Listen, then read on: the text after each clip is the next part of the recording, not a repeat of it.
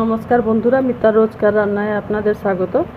আমের দিন তো কাঁচা আমের অনেক কিছু করা যায়, শুধু যে আচার বা চাটনি করা হয় রান্না করে তাই নয়।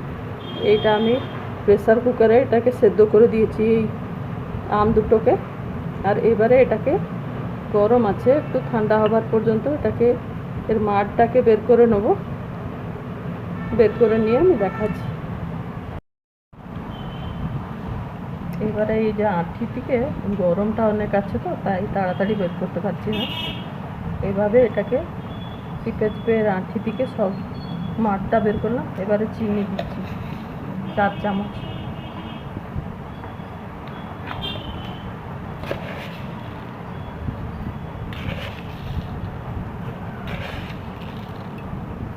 চিনি 4 চামচ দিলাম।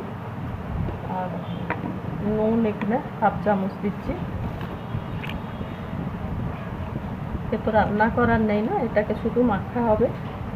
আর এটা একটা কাঁচা লঙ্কা দিলাম, কাঁচা লঙ্কাটাকে এর সঙ্গে মেখে দিচ্ছি। এবারে আমার চাটনি রেডি হয়ে গেল। আর এর সাথে একটু পুদিনা মিশিয়ে দিলে আরও ভালো টেস্ট হবে।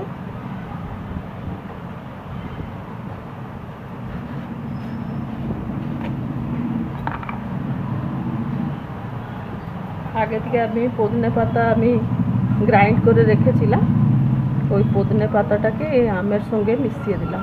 একবার আপনারা করে খেয়ে দেখুন, সবসময় কাঁচা আমকে এইভাবে খাবো বলে বলবেন, এত ভালো টেস্ট হয় যে। আমার এটা রেডি হয়ে গেল। একবার আপনারাও এইভাবে করে খেয়ে দেখবেন। আর ভালো লাগলে আমার চ্যানেলটাকে লাইক, শেয়ার, সাবস্ক্রাইব করবেন। ধন্যবাদ।